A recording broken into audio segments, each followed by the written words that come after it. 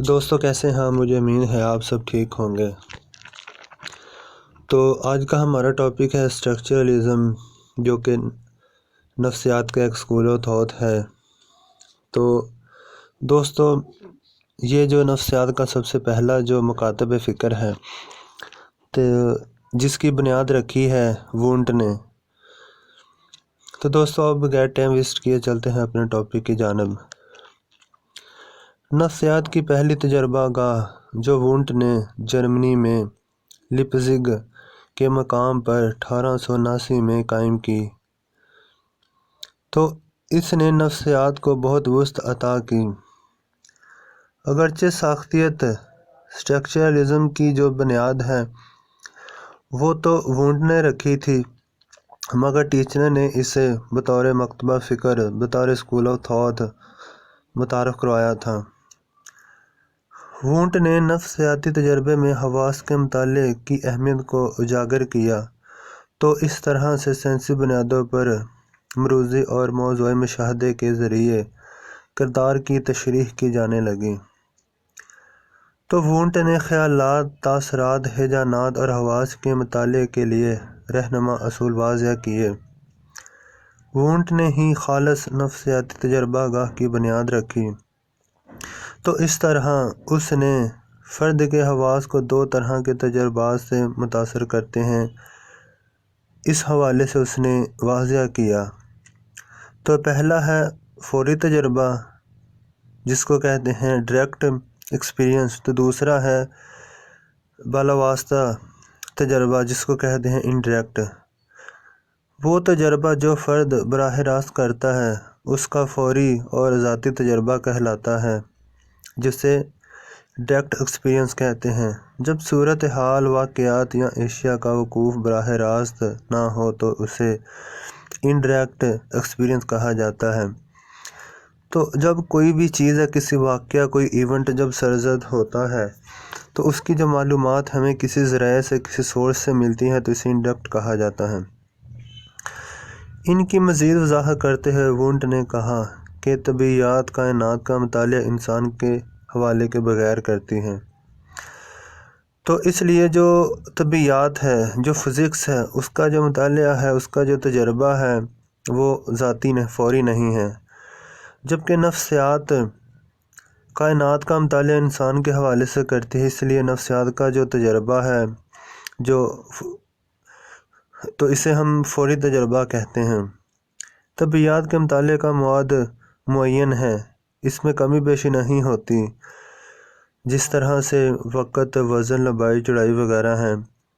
چونکہ نفسیات کا تعلق انسانی ذہن سے ہے، اس لیے یہی مواد نفسیات میں مختلف لگنے لگتا ہے۔ مثلا انتظار میں وقت طویل ہو جاتا ہے اور خوشی میں پر لگا کر اڑ جاتا ہے، حالانکہ وقت کی رفتار میں تبدیلی نہیں آتی، مگر چونکہ ہماری ذہنی کیفیت میں تبدیلی آتی رہتی ہے، اس لیے وقت کے گزرنے کا احساس مختلف ہو جاتا ہے۔ تو اس طرح ہم کہہ سکتے ہیں کہ حواس کا تعلق جو ہمارے فوری تجربے سے ہے۔ تو وونٹ کی تجربہ گاہ میں بہت سے ماہرین نے تربیت حاصل کی، تو اپنے ممالک میں جا کر انہوں نے بہت ناموری حاصل کی۔ وونٹ کا بنیادی مقصد شعوری اعمال کا تجربہ تھا، یعنی کہ ان کا تجزیہ کرنا تھا، ان کے بارے میں معلومات حاصل کرنا تھا کہ ہم لوگ شعور کیسے حاصل کرتے ہیں، ہم چیزوں کو سمجھتے کیسے ہیں۔ وہ چاہتا تھا کہ ان قوانین کا مطالعہ کیا جائے جو ذہن کے مختلف عناصر کو ملاتے ہیں۔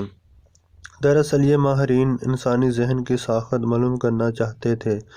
اس مقصد کے لیے انہوں نے شعوری عناصر اور ان کے باہمی تعلق کے تجزیے کے لیے مشاہدہ باطن کا طریقہ متعارف کرایا۔ وونٹ نے مشاہدے کے لیے بنیادی شرائط واضح کی۔ اس کا کہنا تھا کہ تو اس طرح سے اس نے کہا کہ تجرباتی شرائط کے تحت مشاہدہ باطن استعمال کیا جائے تو معتبر نتائج حاصل کیے جا سکتے ہیں۔ اس کا بنیادی نظریہ تھا کہ ذہن کوئی مادی شے نہیں بلکہ ایک شعوری عمل ہے۔ خیالات، تاثرات، ہیجانات، احساسات شعوری عمل کے عناصر ہیں۔ خیالات کا تعلق خارجی زندگی سے ہے اور تاثرات کا تعلق داخلی زندگی سے ہے۔ تو وونٹ کا کہنا ہے کہ کسی بھی عمل میں احساسات 3 طرح کی کیفیات پیدا کرتے ہیں: خوشگوار، سکون اور جوش۔ تو یعنی کہ کیفیات 3 طرح کی ہوتی ہیں: پلیزنٹ، ٹینشن تو ایکسائٹڈ۔ وونٹ کا کہنا ہے کہ شعور کا ایک اہم عنصر قوت ارادی ہے جو فرد کو عمل کے لیے آمادہ کرتی ہے۔ نفسیات کا کام احساسات، تاثرات اور قوت ارادی کا مطالعہ کرتا ہے۔ تو دوستو، اس میں جو اسٹرکچرلزم ہے، اس میں دوسرا ایک اہم نام ہے جو ہے ای بی ٹیچنر، جس کا کہ پہلے بھی نام آ چکا ہے۔ تو ٹیچنر نے وونٹ کے نظریات کو منظم انداز میں پیش کیا۔ پہلی بار ٹیچنر نے ہی ساختی اور وظیفی نفسیات کی اصطلاح متعارف کرائی۔ یعنی کہ اسٹرکچرلزم اور فنکشنلزم کی جو اصطلاح ہے وہ سب سے پہلے وونٹ نے ہی متعارف کروائی تھی، مگر جو اسٹرکچرلزم، جو مکتبہ فکر ہے، جو نفسیات ہے، جو سائیکولوجی ہے، اس کی جو لیب تھی، جو سب سے پہلے لیب بنی ہے، وہ بنائی تھی وونٹ نے۔ تو ٹیچنر نے امریکہ میں وونٹ کی نفسیات کو نہ صرف متعارف کرایا بلکہ اس کی کتابوں کے تراجم کیے اور تجربہ گاہ بھی قائم کی۔ تو ٹیچنر نے امریکہ کے اندر جو تجربہ گاہ بنائی تھی وہ سب سے پہلی ٹیچنر کی تجربہ گاہ تھی۔ ٹیچنر نے یہ ثابت کرنے کی کوشش کی کہ نفسیات نہ صرف ایک تجرباتی سائنس ہے بلکہ اس کا مطالعہ بھی سائنسی انداز میں کیا جا سکتا ہے۔ ٹیچنر نے نفسیات کو ذہن اور شعور کے مطالعے کا نام دیا۔ اس نے ذہن کو سمجھنے کی کوشش کی۔ اس کا کہنا ہے کہ ذہن کا وجود جسم میں ہے۔ جس طرح مادی اشیاء بہت سے عناصر سے مل کر بنتی ہیں، اسی طرح جسم بھی بہت سے عضویات سے مل کر بنتا ہے۔ ہم حواس کے مطالعے سے اس کی کارکردگی کے بارے میں جان سکتے ہیں۔ عضویات کی ساخت کے لیے اس کے مطالعے سے فرد کے شعور اور ذہن کی تشریح کی جا سکتی ہے۔ تو دوستو، ٹیچنر کا کہنا تھا کہ مشاہدہ باطن میں 2 جو چیزیں ہیں اہم ہیں، ایک تو اعادہ، تو دوسرا ہے توجہ۔ جس میں شعوری تجربے کا اعادہ کر کے بیان کیا جائے وہ حقیقت کے مطابق نہیں ہوتا۔ اسی طرح جب فرد کسی تجربے سے گزر رہا ہوتا ہے تو وہ صورتحال کے ہر پہلو کا تفصیلی جائزہ نہیں لے سکتا، کہ جو شخص جس حالت میں ہوتا ہے وہ اپنی اسیسمنٹ تو نہیں نہ کر سکتا۔ اس لیے اس نے واضح کیا کہ ہر شخص مشاہدہ باطن کا اہل نہیں۔ اس نے بتایا کہ تربیت یافتہ معمول ہی مشاہدہ باطن کر سکتے ہیں۔ ٹیچنر نے عمومی ذہن کے مطالعے پر زیادہ زور دیا۔ تو دوستو، اس کے اندر اس نفسیات کی اس جو اسکول آف تھاٹ ہے، اس کے اوپر جو کرٹیسزم ہوا ہے، جو تنقید ہوئی ہے، تو ان کے جو تنقید نگار ہیں، ان میں جو آتے ہیں ولیم جیمز ہے، جان ڈیوی ہے اور اینجل ہے، جنہوں نے اس مکتبہ فکر پر کڑی تنقید کی۔ تو دوستوں نے کہا کہ وونٹ اور ٹیچنر دونوں میں سے کسی نے بھی انفرادی اختلافات پر توجہ نہیں دی۔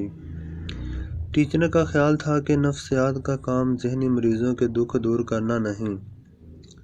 انہوں نے بچوں، جانوروں اور مریضوں کو اپنے مطالعے میں شامل نہیں کیا، جو ایک بہت بڑا نقص ہے، کیونکہ نفسیات ہماری زندگی کے جو تمام پہلو ہیں ان کا احاطہ کرتی ہے۔